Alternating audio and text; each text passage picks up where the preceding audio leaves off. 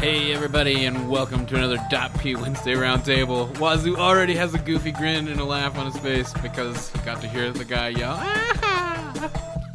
It gets me perfectly in the mood to do this. And of course, that's the Grand Wazoo joining us today. Welcome, Wazoo. Holla, B-ballas. I'm Cyphus, and I'm also here with Flubb with 2 B's. We're almost going to upgrade you to 3 B's. Oh man, it's quite an honor, man. I don't know if I deserve that. We made that joke last week, Cyphus. Oh, did we? Your act is getting stale. Oh, man. And of course, everybody knows our erotic art specialist podcaster, Ursinity. Hello, yes. Today's topic of Rule 34 will be an extremely goofy movie. No, it will be the movie Cars, Cars 2. My favorite Disney films that fit great into Rule 34. Big fan of Mater. That's even better than mine. I know that exists out there somewhere, and I'm very glad that I've been sheltered from I don't it. know how it would exist exactly, but I'm sure it does. I mean, trust me, I've commissioned a lot of it, so... So before we delve into... Can I say one more joke on that? Okay, That's what you would call a hot rod. Oh my god! But it was like a dad joke, but sullied somehow because it was still about sex. So before we get into today's topic, I wanted to go around and ask everybody because we hit the report system pretty hard last week. Flubb, let's start with you. You notice any differences? Have you noticed any impact with the report system since we played? Anything of note? I can't report as much as I want to. Like, oh man, I need to ration my reports because I used to get them all back, and I was afraid of that because like now I'm just like, oh god, I need to like, should I report this guy? Are they like that hard on everyone? Are they like that horrible to play with? So like, I'm just having to get used to it again. Once I do, it'll be fine. Ursi, how about you? I think I was wrong on the show last week. I thought we were supposed to get 3 reports that were effective now, but I think it's only 1 because I only had 1 report this week, unless I used them. But I like it just because it's like, even though I don't get to report all the people I want to report, it's like when I use it, it's so great. It's like, man, screw that guy in particular, right? Like, it's great. Yeah, I like it. Wazoo. I spent a lot less time in prison. If you go to Twitter, you'll see that I have the best report card I've ever had, and it's actually gone up. I have 10 commends right now and less than 3 reports or whatever. Is it less than 2 or less than 3? Yeah, less than 3. And I don't know, a lot more positive towards the game. I feel like I'm less triggered by people just like saying they're going to report me because they don't agree with me, and I see that a lot less, and I feel like I'm able to rationalize. But when someone is way over the line, I still have that last line of defense. It's a less I'll tell on you button and more of a, like Ursi said, screw you in particular button, which I like. Man, you have 10 commends? I don't think I've ever had 10 commends. Yeah, I know, man. Granted, like, you're vocal in game, right? So that's probably like a divisive thing where you either get reported or commended. I've also been using Spanish a little, like with people I can't communicate with, just simple things like saying mi amigo and stuff. Like, come on, we don't need to speak the same language, mi amigo. Let's go, you know? And it helps. After watching Narcos, I was calling people socio, which means like partner or whatever. Associate, I think. And, but I think it means friend, more or less. But it's more derivative of associate, if I remember correctly. Yeah, I took 5 years of Spanish, but basically all I use it for in Dota is like ayuda, or socio. I can understand a bit more.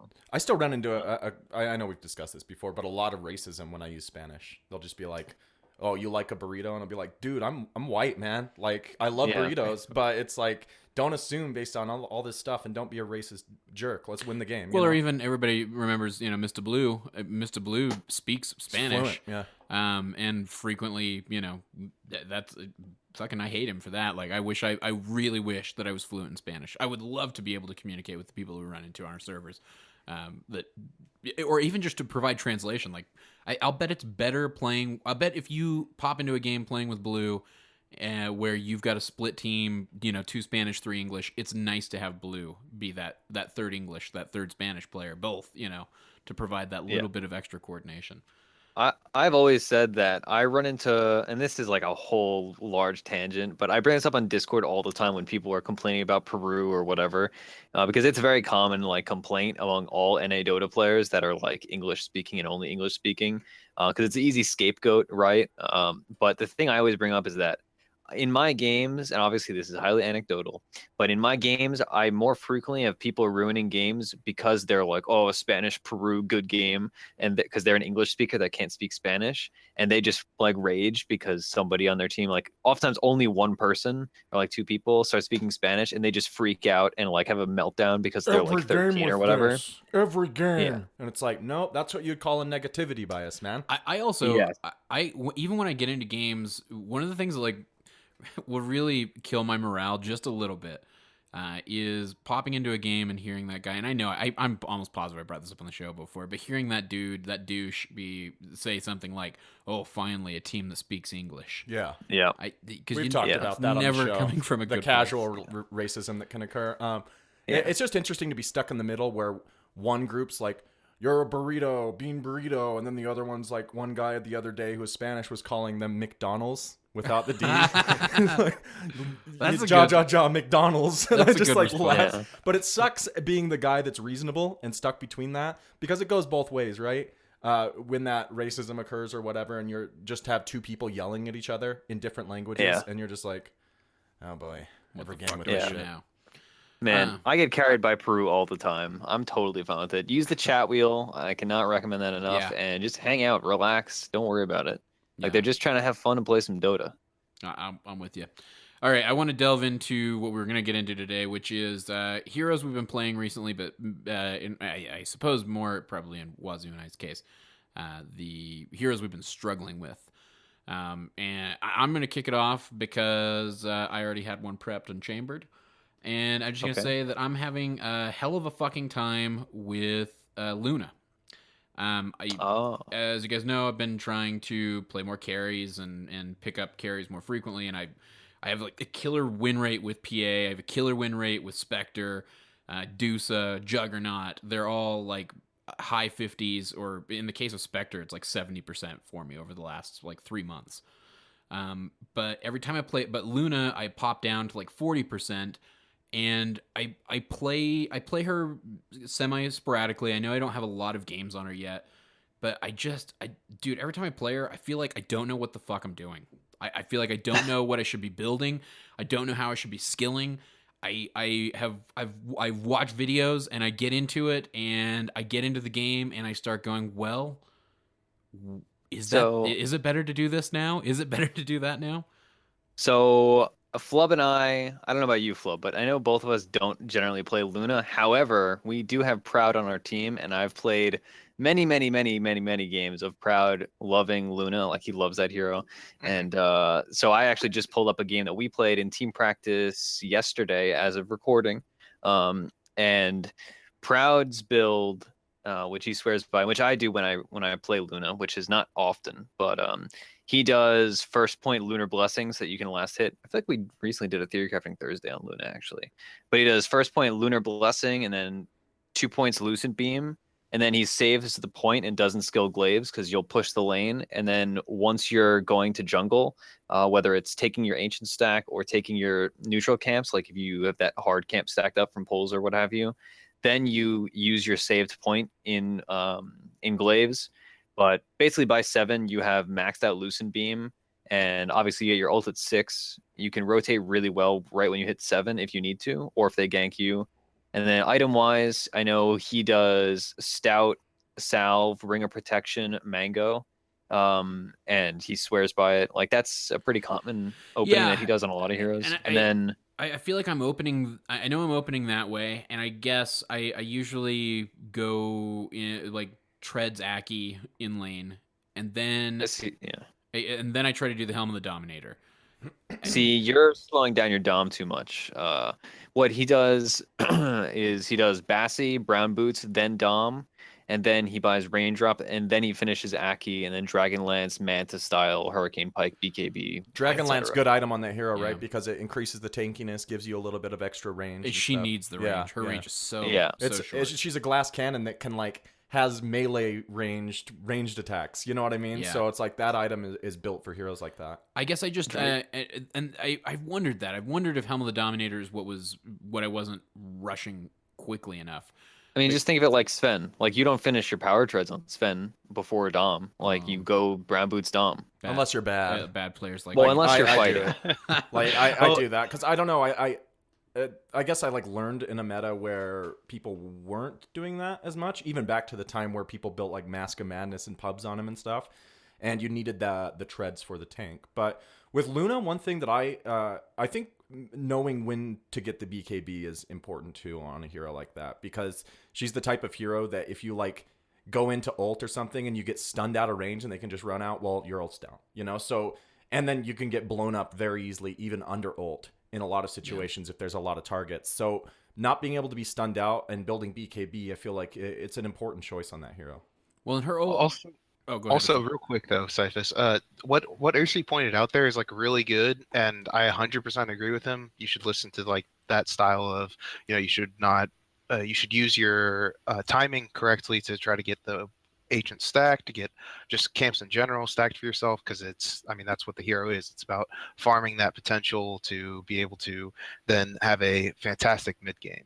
But if you build treads first, the reason why you would do that in some scenarios is that if you don't have a good team backing you up, or if you don't have a situation where like they're harassing you and your support isn't able to push them out of the lane for some reason, or it's like it's you and one support and they're like tri-laning versus you, I would say that that's fine to build the boots then to be able to have that tankiness to be able to survive if they jump you, if they're having that extra harassment. So it's like in worst case scenario, you should definitely go for that treads, like Ursi was saying.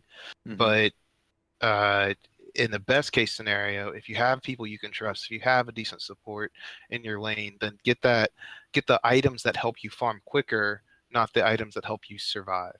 right? Yeah, that's definitely, the classic. There's a time and a place for everything, but I think of it like Morphling, right? Where not only does he not need the stats from treads because he builds other cheap statums like Aki and Dragonlance, same thing with Luna, but you're a natural BOT builder because you want to do this like split push, heavy farming style, and you want to rotate fast. So if you're building treads and then eventually selling them to buy BOTs, that's 950 gold. You're just out, or whatever it is once you sell it back. And maybe I'm better off, and I might have a good enough game that I can just skip treads and go right to the BOTs. Yeah. Yeah. Well, like, right. Again, like if you're getting aggroed on, then treads are solid, right? But the other thing is, if you're spending that 950 gold to get treads, that's half a Dragonlance, and Dragonlance has way more stats than treads, right? So it would stand to reason that once you have brown boots, would you rather invest 950 gold into treads that you're going to eventually sell and rebuy boots, or would you just put that towards the Dragonlance or finishing the Aki that you're already going to have and need? So, you have to balance these things. That was kind of a revelatory thing for me when it comes to my Morphling build. Was a lot of times I would go back for treads, and then like 5 to 10 minutes later, I'd be like, wow, I need BOTs. I wish I didn't spend 950 gold on this garbage, because like you already have stats for everything else, right? So it's not like you're, sorry, go ahead. Well, it's not like you're a Slark that doesn't build any stat items, right? Like Slark is just going to go like Aki, treads, Shadow Blade, Echo Saber. But so he needs those stats because he's getting the Shadow Blade and fighting. But Luna's just farming. Like she just farms and farms and farms. Then she does more farming, and then finally she shows up once she has all these items and And you build the early Yasha, so you get move speed even though you have not upgraded your boots yet. And she's super fast in the first place because she's on a mount. Yeah, right. Because as we know, being mounted in Dota means everything. Which brings me to my hero. Well, so one last thing before we move on from Luna. Because this is what I always wanted the show to be, by the way, is just selfishly figure out how to play my game better and fuck everybody else. And act like that you give them knowledge when really you just take all the... yeah. Sounds like Try Hard Tuesdays, dude. So I'm correct in utilizing her ult. I compare it to Jug's ult, right? I don't want ancillary units around to potentially absorb those blasts, right? Yeah. I mean, or should I just... Within reason. Because it will instant kill, and there is a cap on how many times it can hit an individual target, right? So if there is, let's say, a Juggernaut not a Juggernaut because he would just spin and you'd waste your ult. But let's say you're fighting a Sven and there are 2 creeps around you. Those 2 creeps are only going to take 1 hit each, and the Sven can only take so many hits. I forget the exact cap on it.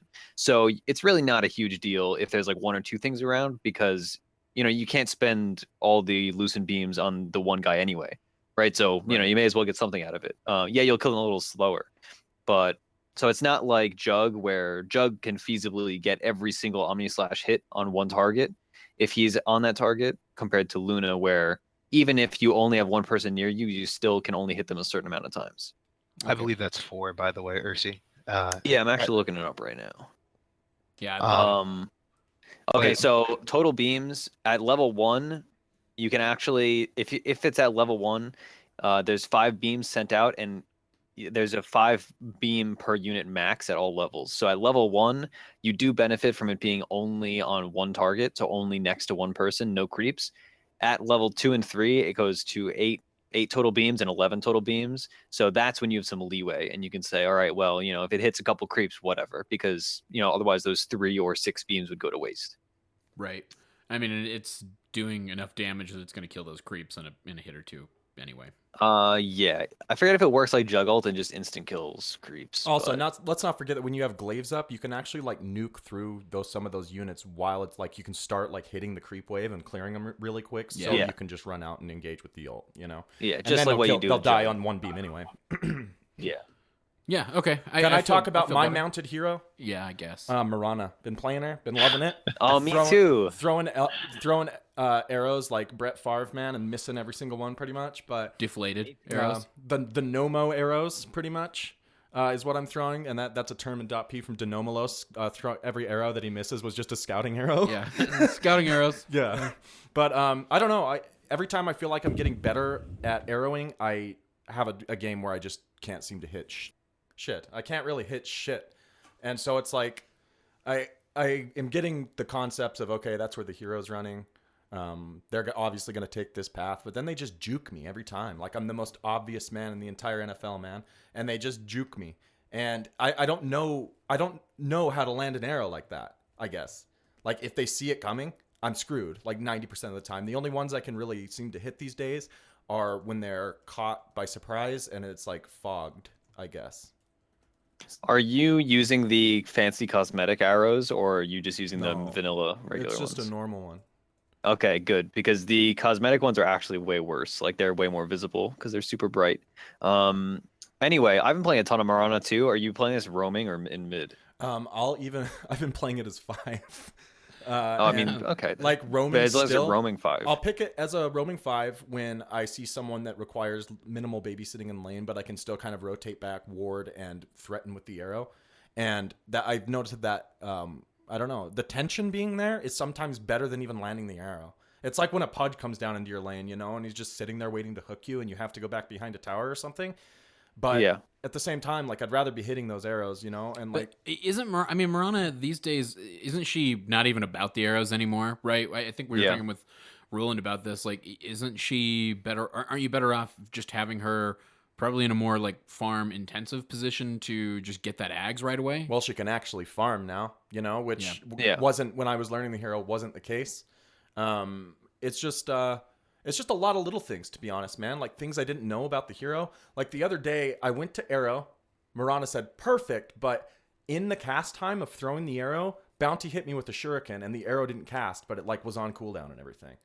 Like, I don't know if that was a glitch or something, but it went to throw. I'll even show you the replay if you want to see it. And, like, as I threw it, I hear perfect. But in that little window of when she throws the arrow, I got hit with the shuriken. So it like stunned me out before the animation actually casted. So just like little stuff like that I didn't know could happen. And like, honestly, it feels like sometimes those creep hitboxes are bullshit. I know it's a negativity bias, but I'll be like, this will perfectly be able to pass through 2 creeps. And it's like the box is bigger than the unit or something. And the arrow like will just nick it on the side. You know what I mean? The box is bigger than the unit. So that's a start. The way, the most educational thing for me playing Mirana now, because I used to hate this hero because I don't like skill shot random chance stuff like Pudge and Mirana, but now new Mirana with Aghanims is just like, who cares if you hit arrows, dude? You have Starstorm, and if you play as a roamer or if you play as a mid, you should still be getting a decently timed Aghanim Scepter. And once you have Aghanims, that's like plus 200 GPM and instant passive damage during fights. And it's just like, even though it's gotten nerfed a couple times, it's really, really good. So, I mean, I've been playing her mid, so that's a little different. Like, there's some cool tricks where like you just arrow every catapult and you arrow the first range creep to set the stage for the landing phase. So I've been having a ton of fun playing Mirana, which is a statement I don't think I would have made a year ago, because I still fundamentally don't like skill shot heroes, but she's a good time. Arrows don't even matter anymore. Honestly, I just throw them out arbitrarily, and sometimes they hit and I'm happy. And then sometimes they don't, and whatever. Let's let Flubb get in. Flubb's Get on dying. You're like, oh, that's so no. Like, it's not about random chance. It's all about like outthinking your opponent, man. You look at it like in the worst way possible. But so like anyway, whenever I throw arrows, which that's what I've done, because I didn't really play her as a mid, and actually, whenever I was playing mid for Hakuna Mirana, I hated playing Mirana because you're bad at it. No, all right. I'm sorry. Starting to get into dangerous territory, my friend. I will say, this is a tangent. I want to let you keep speaking, but now that I'm back to being a mid player, I feel like I've needed to like be a worse person. And it's been fun. It's been real, but it's definitely like I'm tilting way more now, and I'm embracing my role as like the filthy core player. It's great. Honestly, it's like the end of my character arc in what the TV show called My Life. A K-pop drama. He's turned into the villain of our team. Like, he like started out as that good guy, and he's got that like demon blood in him now, and he's like starting that to let the rage monster go. And dude, watch the stream. It's just me flaming you four. God, especially now I get dual laned every game, and you two are off doing whatever the heck you want, and then I'm just like, I'm getting dual laned here, guys. Please help. And you're like, oh, but we're fighting bottom. God, Whiny mid. like. Yeah. Oh, it's terrible because, like, logically speaking, they're doing the right thing, but it's just like in the moment, I'm like, oh my god, support players. Why don't you do everything to help my every whim? But I trust my supports. But in the heat of the moment, I'm like, I'm becoming a worse person. But anyway, so anyway, like, the real reason I play it is for the skill shots. I loved her when she was a support, and like, there's some games that, I mean, Hakuna Mirana only let me play it a few times because when I started to play on the team, Mirana kind of changed in general with the whole Ag Scepter and kind of went down a whole new path. And she has played much differently now. Her arrows are more about fishing than she used to be, and it's about like, okay, can I get into the right situation to just blow up a support out of nowhere to start that fight? It's almost more about the blink capability and just knowing when they're not paying attention and how you can like take advantage of that situation. So I got really good at throwing arrows and like surprising people like you would with Pudge. And the best way that I can ever like tell you about how to throw an arrow is that you should always go on the points. Imagine instead of you're throwing one arrow, you're throwing two. And the arrows are actually going at the edge of the points on the triangle of the arrow tip. I'm having so much trouble envisioning that. It's like, so you're throwing one big arrow, and instead of having one big arrow, the bottom left tip and the bottom right tip are where the arrow points need to be, and anything in that middle line will hit as well. But like, she's basically throwing two arrows out. And that's the lines that you need to connect on the hero. It's like a bolt instead of an arrow. Because a lot of people think, okay, the arrow, you're throwing it, you need to put the top point like you normally would into the person's chest. And that's not how it is. You're using the graphics too literally. So you need to think of it as like a line that goes through. So I always tell people, look at the bottom points and imagine those as two arrows instead, and you'll hit more often. Because so you look at the back as an arrow and the front as an arrow, kind of thing. So like, you don't even look at the front part of the arrow, like the very tip of the arrowhead, like that doesn't exist. That shouldn't even matter.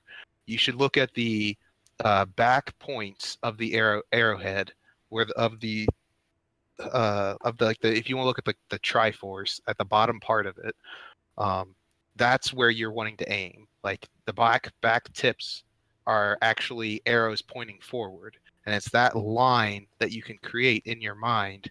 That's where you want to hit with your arrow. That's you conceptually very interesting.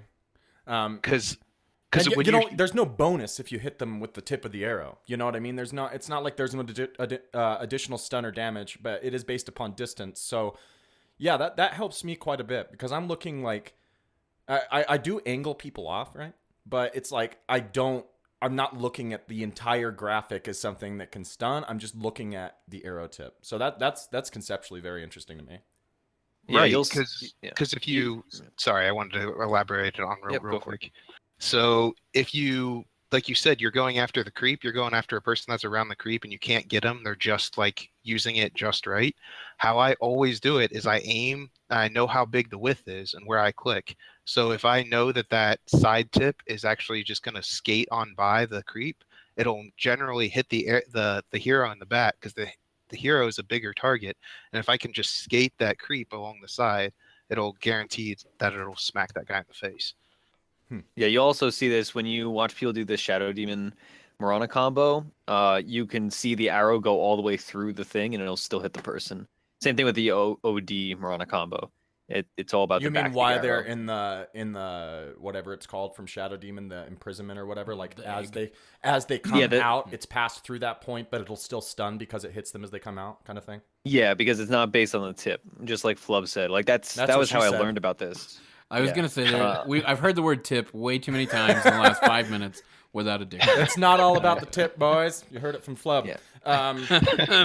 That gives me something to think about. You guys represent two schools of thought, and you can kind of tell by when you picked up the hero. I'm a scrub with the hero. Like, even till like 2 weeks ago, I was maxing arrow, and people are like, "That's very dumb," and I'm like, "Why?" And I looked it up, and I was like, "Oh yeah, that is dumb," and I miss it all the time. Yeah. So it's like the lowest value of any ability imaginable should just be maxing leap or something. But Starstorm is very good. I mean. And I think when you learn to play a hero under certain contexts, you come into it, even if you haven't played it for a while, back with that context. You kind of need to reformat your mind in a way to be like, okay, this hero actually has a lot more potential than I realized back then. Yeah. Also, like, the key difference in Flubb and I's mentality with the hero is that I play it only mid, and Flubb plays it as a support. And same thing with you, Wazoo. You're playing as a support, even a roaming support. So that's two very different schools of thought, right? Because if you're playing in mid, you're going to get the farm to have Starstorm max and then have an Ags around like 15 to 18 minutes. So, the Starstorm points are much more. It's a much different play style because you're getting that Ags early and really tempo controlling. Whereas if you're a support, you're probably going to buy. You might go Midas, you might go a few different things. So you're not going to be rushing that ag necessarily because you're not going to reasonably get it super fast. You might go 3 Midas because, huge value. Yeah, exactly. You just go Midas, Refresher, Octarine, and that's how you farm efficiently. Yeah. So, all right, where do you guys think she's best? I mean, is she best as a support? Is she best farming? What do you think? Best as a mid.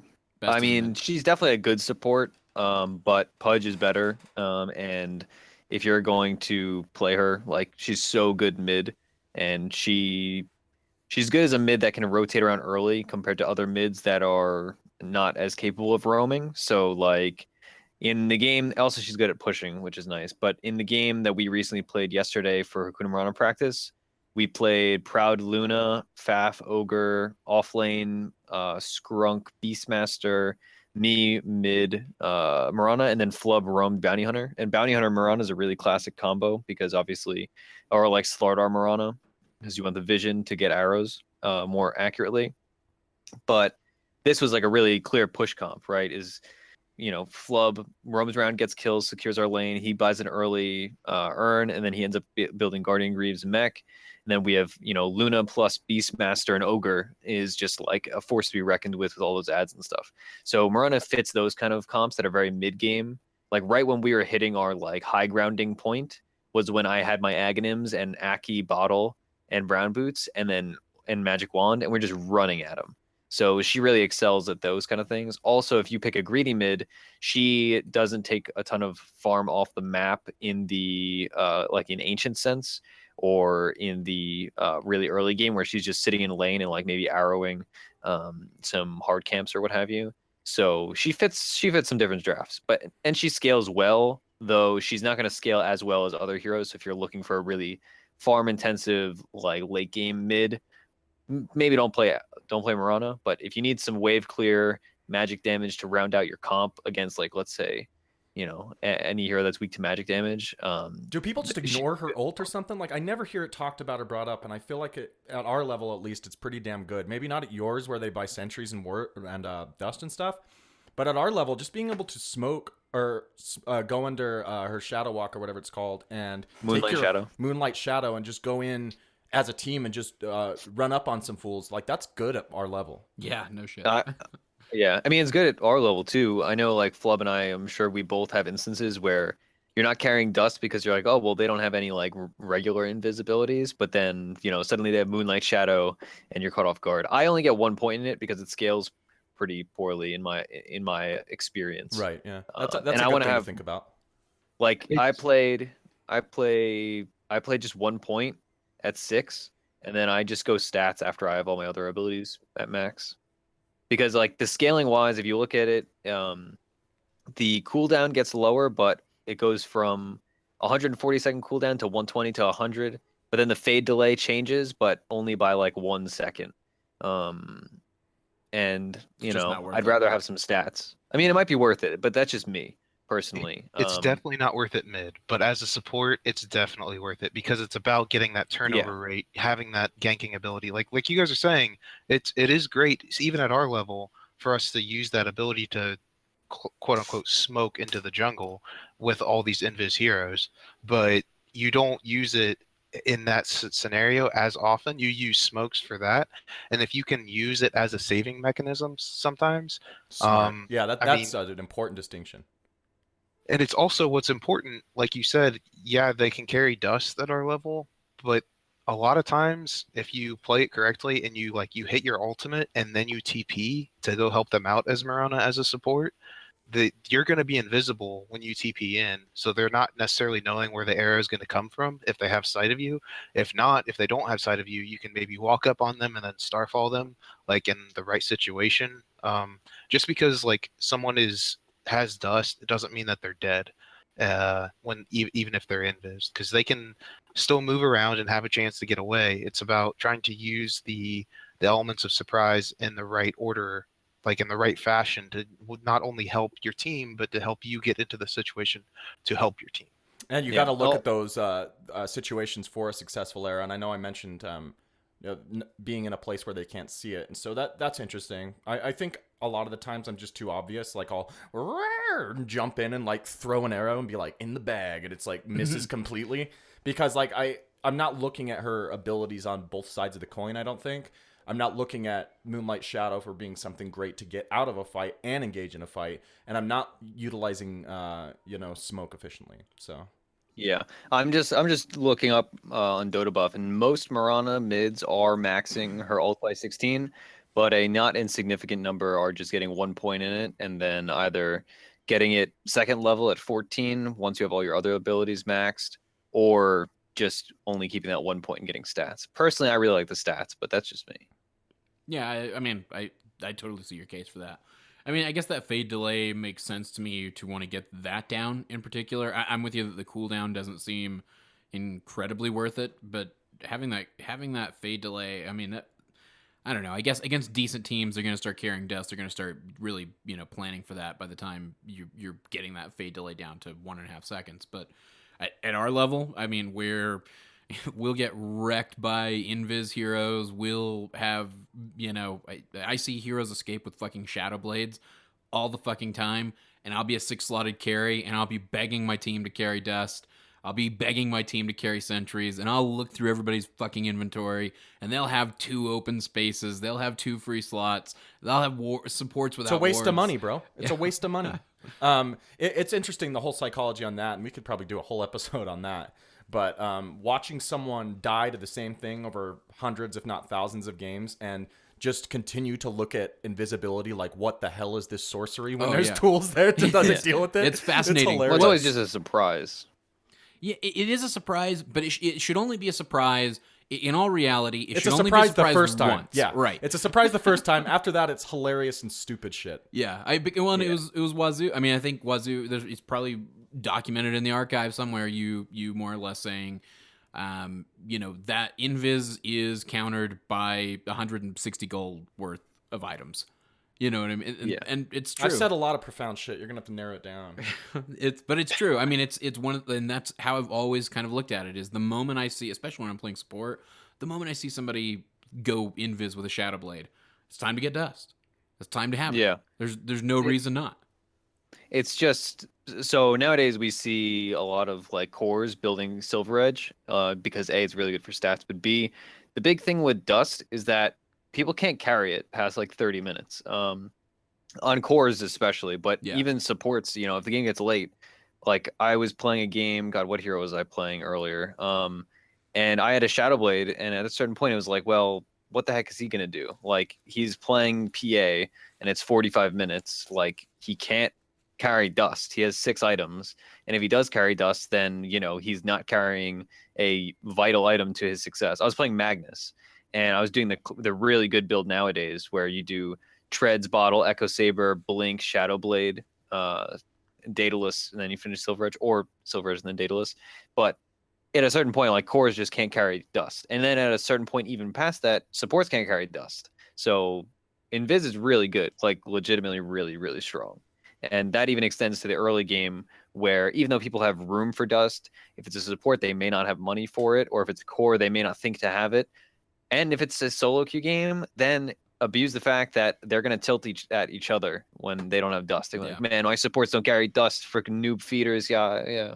All right, So I Invis is OP. I have a tangent that I'm going to take us on for just a moment. New item idea. Uh-oh. Consumable item in the vein of Moonshard. Consumable item. Yeah, that reveals Invis. But LSD, you could just call it. It becomes a new activatable ability, kind of like the scan. Like, and we put a cooldown on it. So you eat the item, and that gives you the ability? Yes. What does the item do when it's just sitting in your inventory?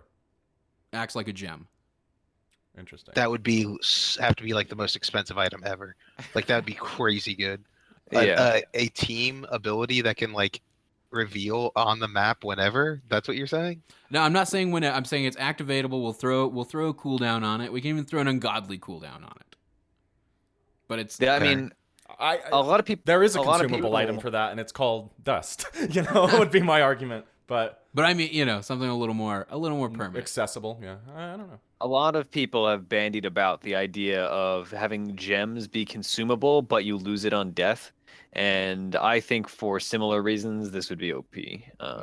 Because it's just like the whole thing about Invis is that it is balanced around those peaks and valleys of in the early game, it's good because it pressures economically on the opponent and their supports especially. And in the late game, it pressures people because they don't have slots for it.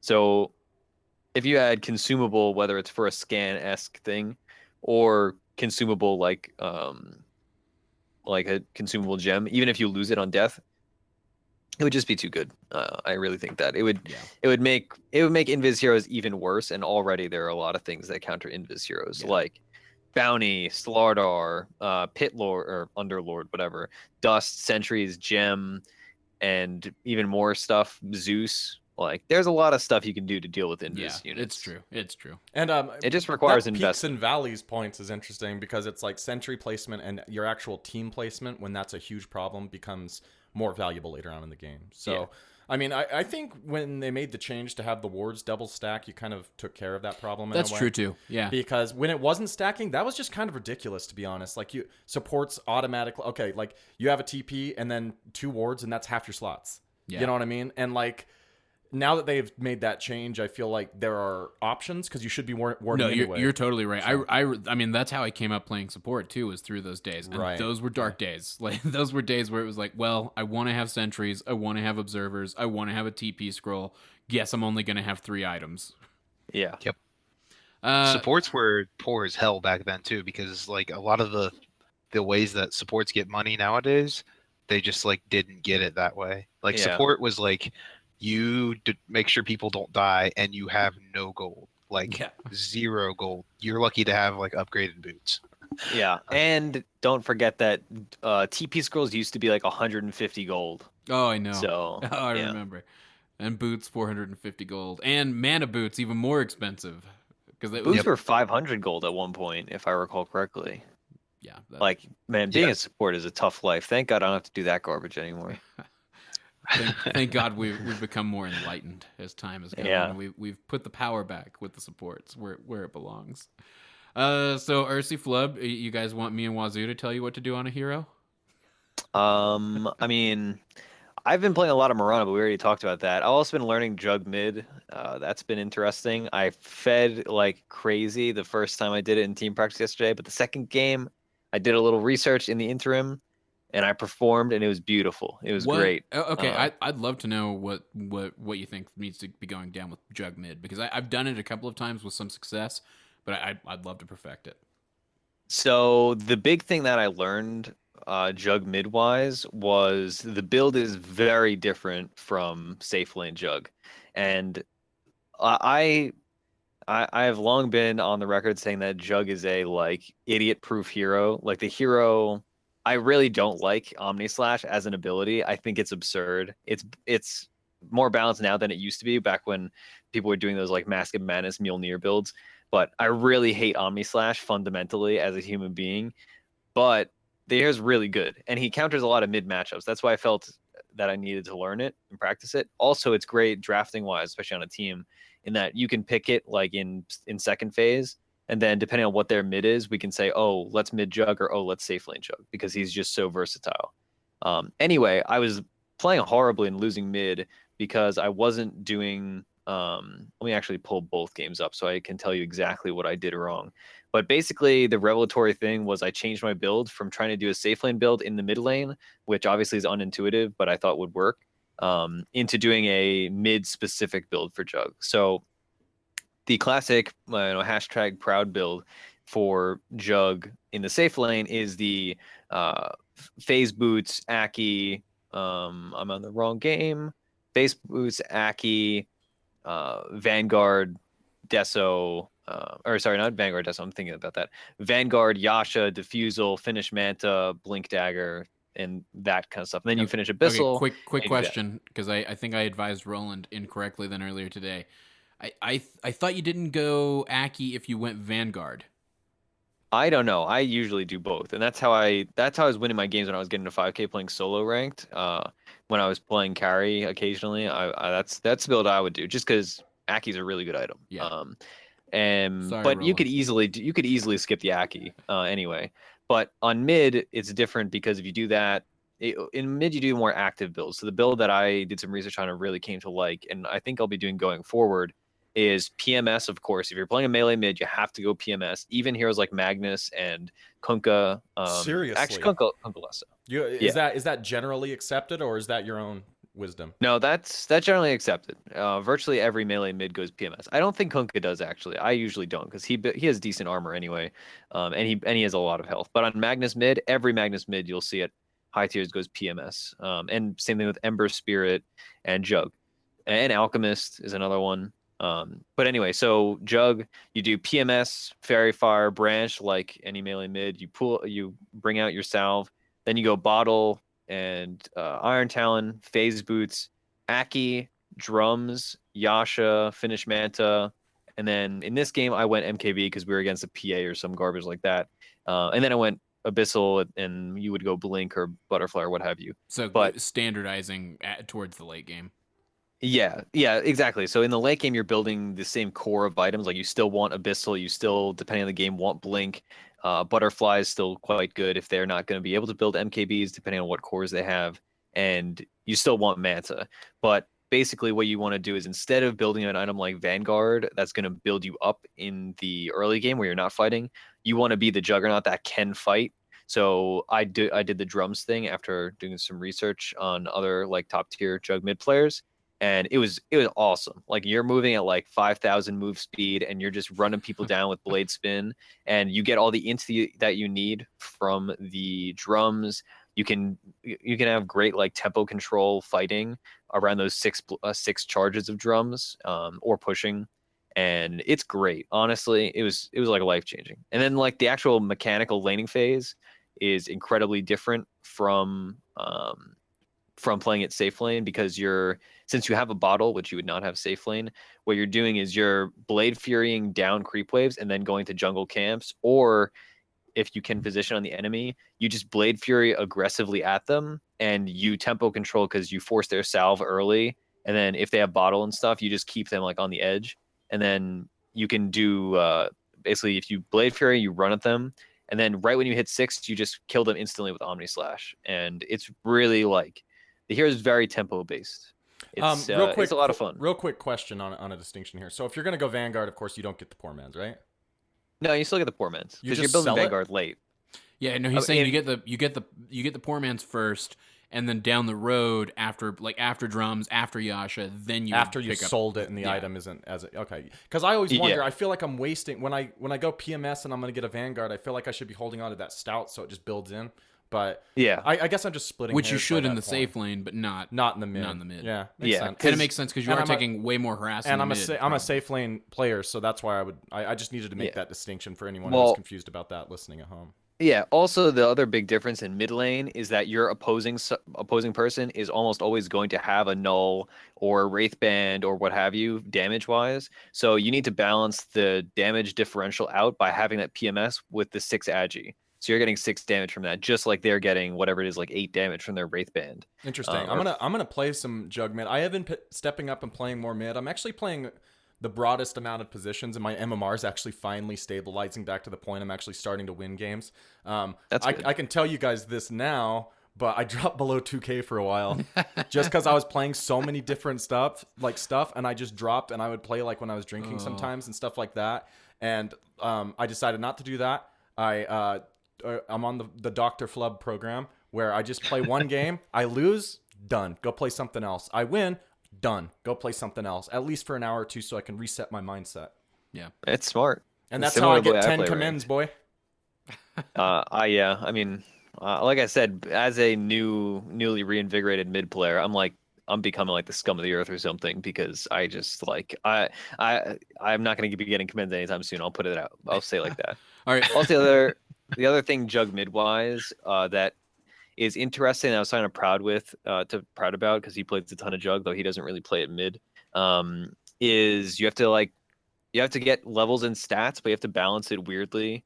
So like I'm looking at this game that I was really happy with, and I got stats at level 2, so I did spin crit, and then I had stats again at level 10, and then just like at the end of the game. But the thing with stats is that Jug, even with this drums build, you need those stats early, otherwise like you're not going to be able to get ults out and stuff, because he after the nerf to healing ward, he's just so mana constrained that unless you have a mango, even with these bottle builds, you want to have a max mana pool that gives you a tiny bit of leeway at least. Also, magic wand is like a god item, especially on low mana pool heroes like this. So buy magic wand. Yeah, I'm looking forward to trying it. I'm going to do it again soon. I've enjoyed playing jug mid. He is a lot of fun to play. I want that fancy new set, man. That's me cool. too. All right, Flubb. You just have You got to close us out by telling us who you've been playing. Who you struggling with? How you living, baby?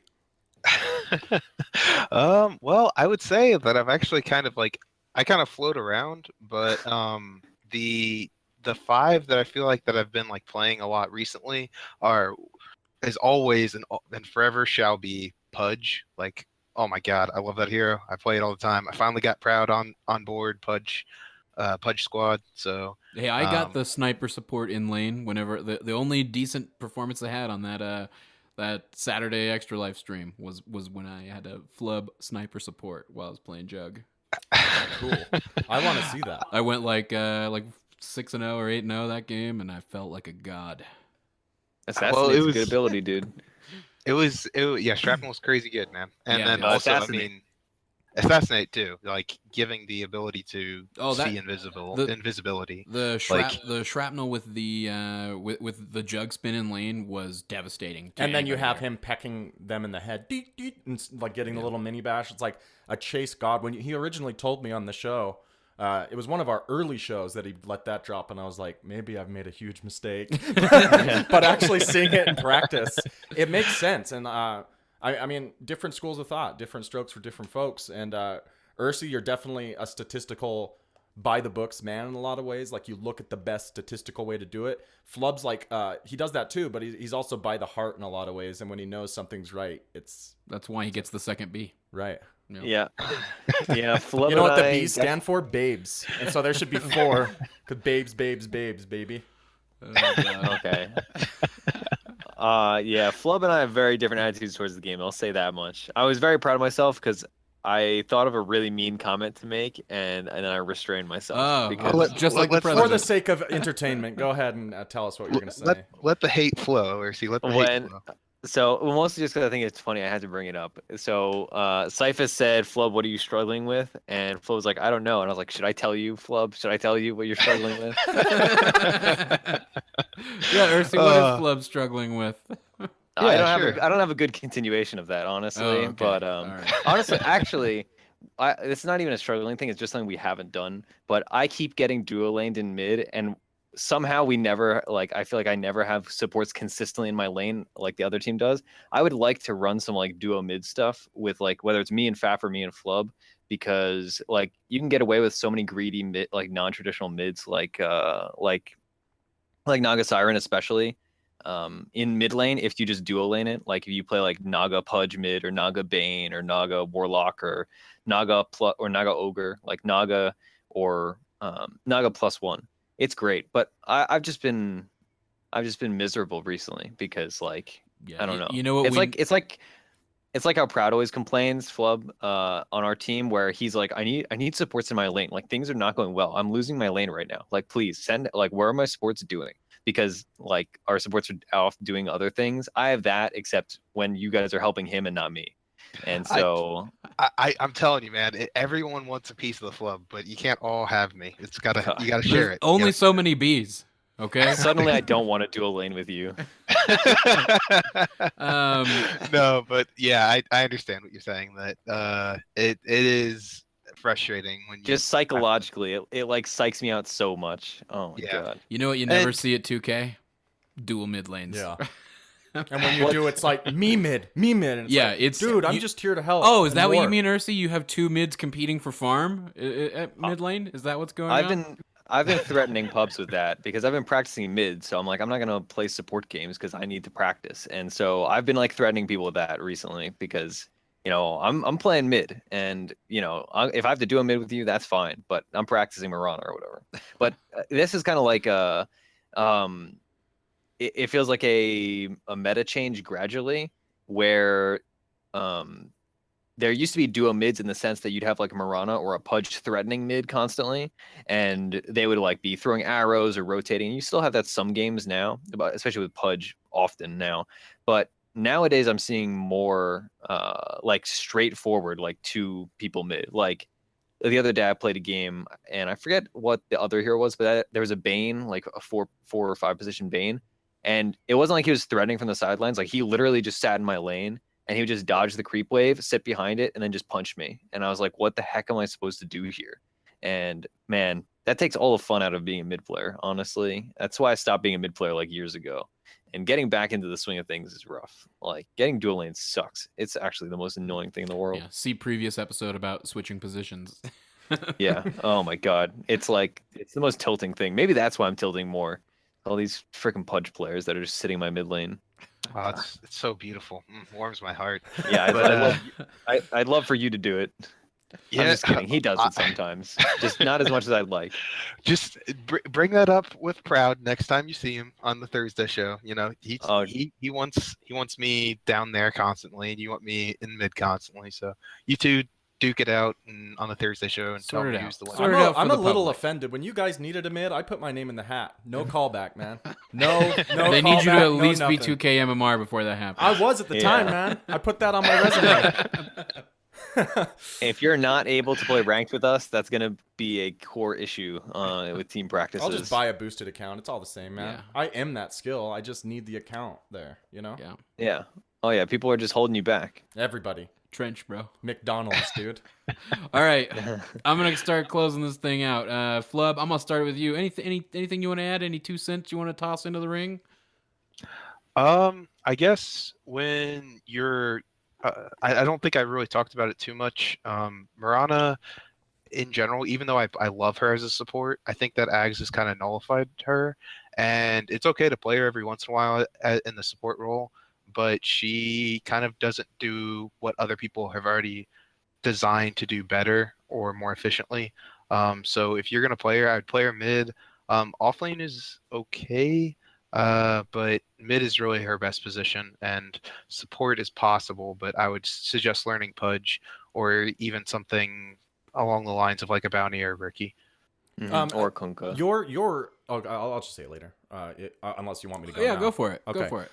You got me thinking about that arrow diagram that you drew, and it's important to show the hook. I was just like, a hook is pretty much just an arrow, but it's not. Yep. Because it's not in a way, because you do need to hit on that tip. You know what I mean? Like, you need to grab with the hook, and the hook can rotate in such a way that you can miss a hook that you might have grabbed just based upon that rotation. So that's interesting. I wanted to add one more thing for my final thing of the week, and that's that LD, everyone's favorite caster pretty much, or analytical personality, I guess, came out saying that it was a letter talking about how there were anti-Semitic things said about him pretty much all the time on Reddit, and how it was kind of just like brushed aside. And we were talking about this, I think it was on the show, or maybe even me and Flubb's show, but those casters and all those big personalities need to stand up and say, look, not in our neighborhood. That is not all good in the hood, okay? And like with more people coming out and being less bashful to say stuff like that, I think that's a step in the right direction. Yeah, boys. I even noticed it. And I'll just say coincidentally timed with the day after the election. Like I remember logging on to Twitter, and I was seeing a ton of stuff in response to LD. Went and looked at it, and it was basically him having to block a lot of people who were all of a sudden just flooding him with anti-Semitic arguments. It's not funny, guys. It's just not funny. Like that's that was his overall point, is like it doesn't offend him so much as it just is a retold joke over and over again. Ha ha, I like money, whatever. It's lame. It has no place in this community. It's just stupid. They man. were going Get some over pretty it. they were going some pretty dark directions with Yeah, it. It wasn't I even know, that they but were it's not funny. They were even trying. They weren't trying to be funny. Like, you should see some of the tweets. It's like that troll funny. Like, can I get a rise out of this? Oh, no. personality? I went and looked because just out of curiosity, I wanted to see the people he was blocking. Like, and went and were kind of looking at some of their profile. This is not trolling. This is legitimate. Legit racism. Yeah, this is legit. Not that joking about it isn't legit racism, but there's the type that's like, I'm going to make a joke and compare you to figures in Shakespearean history, or I'm going to, try to tear you down based upon this. And those are the distinctions. Both kinds are awful. The kind where people try to be funny and get upvotes on Reddit, not funny. I'll just reiterate, I'm going to let Ursi go last here this week, but I'm just going to reiterate my comments from Monday that DotP is an inclusive community. We don't tolerate that kind of nonsense in the Discord. If you guys want to come join us at discord.gg/.p, you'll find some like-minded folks who are, hopefully not going to be that way. And if they are, you let the right folks know and they'll be gone. Oh yeah, I'm always on the Discord. Me and Blackheart, we have the ban power, and we're not. We very, very rarely ban people because obviously, like the venues that people get into our community are, we attract the kind of people that don't enjoy those kinds of things. But if they do pop up, we're not scared to ban people. I'll say that. But yeah, that's a testament to how good a community it is in the first place, that those people very rarely get in with that kind of sense. I don't want those people in my community, man, is the truth. Oh, I know. That's the point. I mean, I don't care if you don't listen to my show. I would just like to, even if you have some of those thoughts, maybe just don't express them. If you want to come around and hang around and play Dota and just have a good time with whoever's around, that's one thing. Coming around and looking to instigate problems and looking to express, hate-filled thoughts. That's unacceptable. Yeah, don't call me McDonald's. Ever. Yeah. I'm all right with people calling you McDonald's. Please refer to Mick Wazoo as Mick Wazoo. The Mick Wazoo, it's like Sounds disgusting, man. It does. But, Yeah, that sounds like an Irish slur. yeah. Flub. Ursies. Oh. Oh. Didn't he already? I guess. Yeah. Right. Yeah. Right. Okay. I guess I'll deviate entirely. Normally, I'm the one going on my SJW rants, but I think I'll bring up something completely separate. So, a good amount of team practice has been a lot of fun. We stream on twitch.tv/.ptv, and we've actually way more people than normal have been showing up, which has been a lot of fun. We practice Sundays, and we haven't plugged in a while, but we've always gotten great response from people that listen to team comms. And even if you don't care terribly about my play as a mid player or whatever, having it on the background and listening to a team play and communicate things, especially Proud's shot calling. He hasn't been streaming recently because he has some tech issues. But it's insightful, especially if you're on an amateur team or even if you're not. Also, I was thinking about this on the Monday. I think it was when I was listening to the Monday show, or maybe it was the Friday show. But I would say, maybe this is just me being a narcissist, but I would say it's doubly interesting to listen to me because I self-censor enough of things for this is actually a legitimate point I want to make. Oh, okay. So I think when you're learning about communication in Dota, it's important to know what is cathartic to say but not hit your push to talk, and what is productive to say for you to hit your push to talk. Good lesson for life in general. You know what I mean? Yes. If I'm pissed off at something in my life and someone's like, "How are you?" and I just unload, it's come on, man. Don't. I told a guy in a game the other day, it's not our fault you're unhappy with your life. And I didn't say it in a rude, mean way, but he was just pretty much venting all that. And I was just like, look, dude, we come here to have fun, man. It's not our fault you're unhappy with your life. And he actually said, oh, okay, thanks. Yeah, let's do it. And then we won the game. And if you're blunt with people and you know when to say it and you're not doing it to hurt them, it'll go through. But if you're trying to hurt someone and make them feel bad for making you feel bad, I mean, that's a one-way ticket to losing time. Yeah. So this is kind of a completely different point than that, but that's also valid. But the kind of idea of it was using that example earlier of I'm getting dual lane mid. It's one thing to say man, where are my supports? What are you guys doing? But I say that without hitting push to talk, and it's cathartic for me, and I assume entertaining for the stream. But I would never say that on mic. And I would rarely say that on mic, almost never, because it's not a productive thing to say. The productive thing to say would be hey, can I get help mid? So I think that's, for me, thinking about it on a deeper level, that's been educational communication-wise for me to realize what I self-censor, because obviously that's just in the heat of the moment. I'm saying something that makes no sense because obviously they're I trust my teammates, they're doing something correct in whatever lane they're in. But I think that's an interesting dynamic that one can learn from if you notice that stuff. Tune in next week, folks, for Flubb and Proud being very angry at Ursi because they went back and watched the stream and saw what he was self-censoring.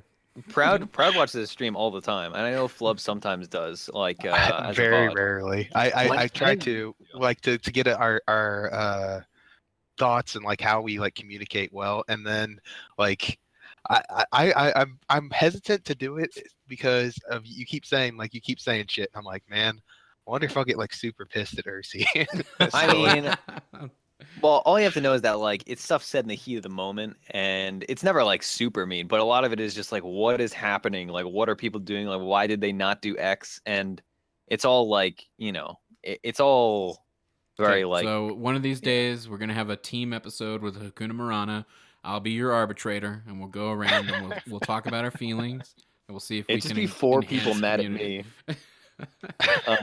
Yeah, we've had that as team meetings and stuff. It's very productive because we're all rational people, and you could be productive, and we've all played together for a long time. But it is very easy if you're especially on a new team to, instead of doing what I do in self-censoring.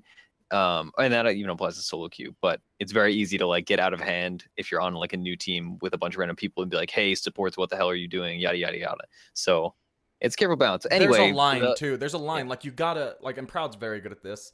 That line of being stern enough to communicate the the situation to show how it's serious, but at the same time not over dramatize it to the point where it's something like that. I think where you feel you've done something wrong. Right.